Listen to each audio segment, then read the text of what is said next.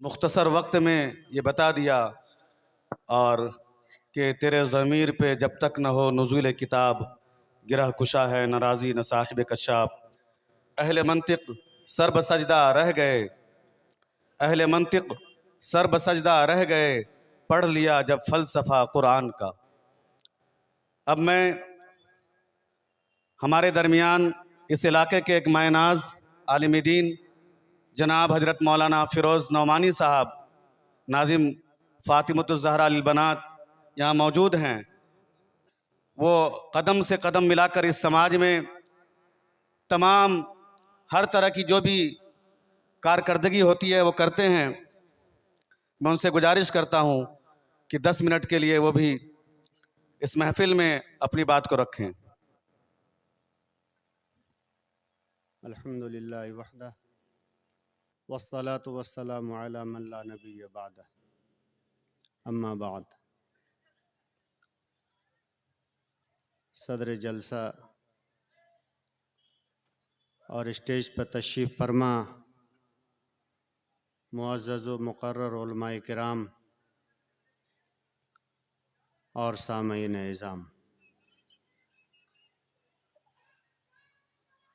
آج کا یہ خوبصورت اور بارونق پروگرام قرآن کریم کی نسبت پر منعقد کیا گیا،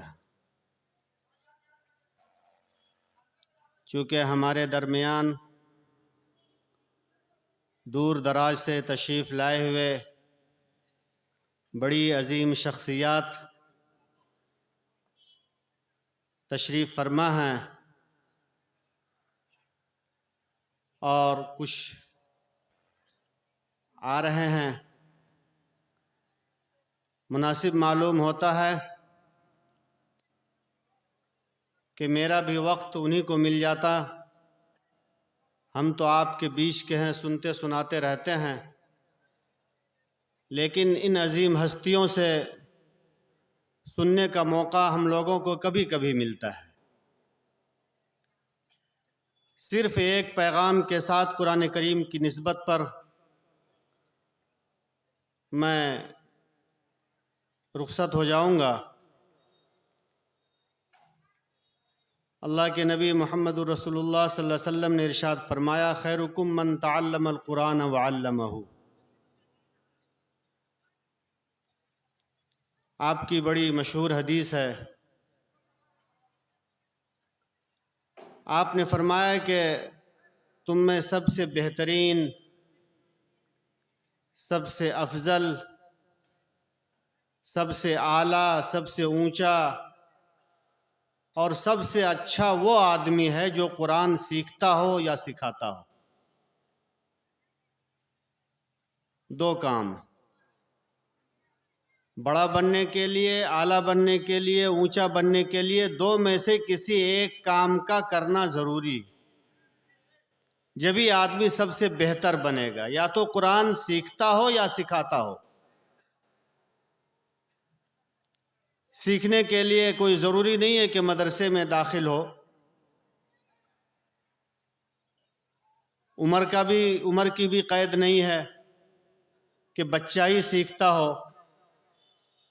سیکھنے کی عمر ماں کے گود سے قبر میں جانے تک کا ہے۔ آپ گھر میں سیکھیں، آپ مسجد میں سیکھیں، آپ کسی عالم کے پاس سیکھیں، امام صاحب کے پاس سیکھیں، اور سکھانے کی بھی کوئی جگہ متعین نہیں ہے کہ مدرسے ہی میں سکھایا جائے۔ آپ بچوں کو سکھائیں، قوم کے بچوں کو سکھائیں، اپنے بچوں کو سکھائیں، گھر کے عورتوں کو سکھائیں، گھر کے بچوں کو سکھائیں، جہاں موقع ملتا ہو ان دونوں کاموں میں سے کوئی ایک کام اگر آپ کر رہے ہیں تو سب سے بہتر۔ اور اگر اسی کا الٹا میں کہہ دوں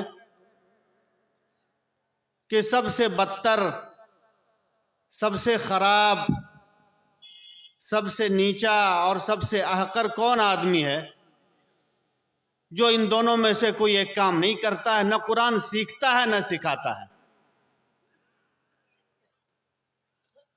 اس لیے ہم آج اس جلسے سے یہ عہد کر کے یہاں سے اٹھیں کہ ہم دونوں کاموں میں سے کوئی ایک کام کریں گے، یا قرآن سیکھیں گے یا قرآن سکھائیں گے، کریں گے اس کام کو۔ میں آپ کو بتاؤں، ایک دفعہ میرا کولہاپور جانا ہوا، حاجی عبدالغفور صاحب رحمت اللہ علیہ، اب وہ اللہ کے پیارے ہو گئے۔ اس وقت ان کی عمر 80 سال کی تھی۔ ہمارے ایک دوست رہتے ہیں پونا میں، پہلے وہ کولہاپور میں رہتے تھے، ایک مسجد میں امام تھے، میرا ان کے پاس جانا ہوا۔ میں نے دیکھا، 2-3 دن میرا قیام تھا، تو میں نے دیکھا 80 سال کا ایک بوڑھا ناٹا قد کا،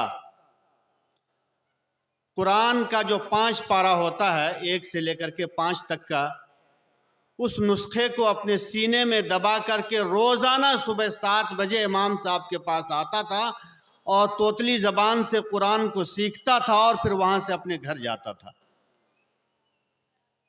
میں نے امام صاحب سے پوچھا کہ یہ کون ہے؟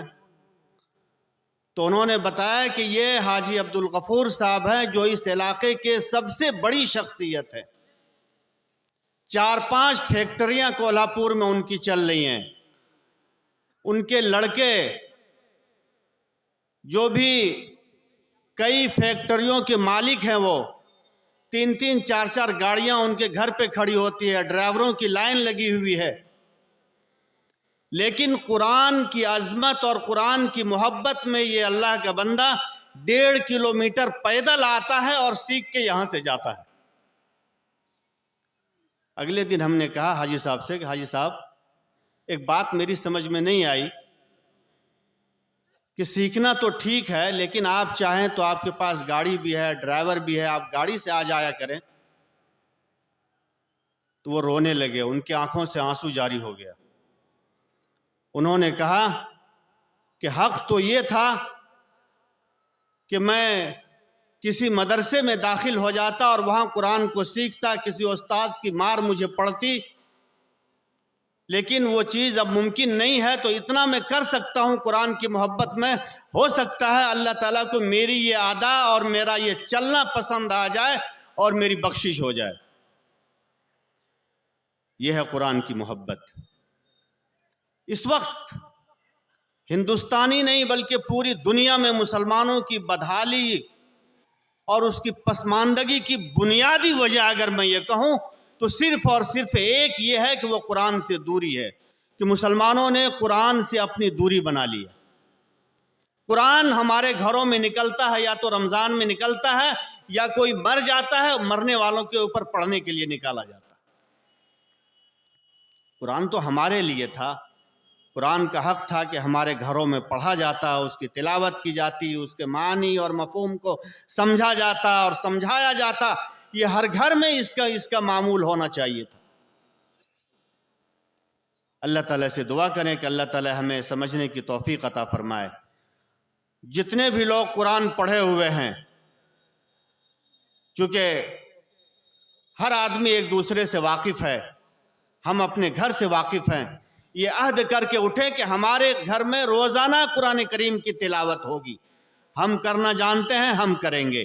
ہمارے بچے کرنا جانتے ہیں، ہمارے بچے قرآن کی تلاوت کریں گے۔ ہماری عورتیں جانتی ہیں تو وہ قرآن کریم کی تلاوت کریں گی۔ روزانہ معمول بنائیں گے انشاءاللہ۔ ہاتھ اٹھائیے، کن کے گھرانے میں قرآن کی تلاوت ہوگی انشاءاللہ۔ اللہ تعالیٰ قبول فرمائے۔ انہی باتوں کے ساتھ میں اپنی باتوں کو ختم کرتا ہوں۔ وآخر دعوانا ان الحمدللہ رب العالمین۔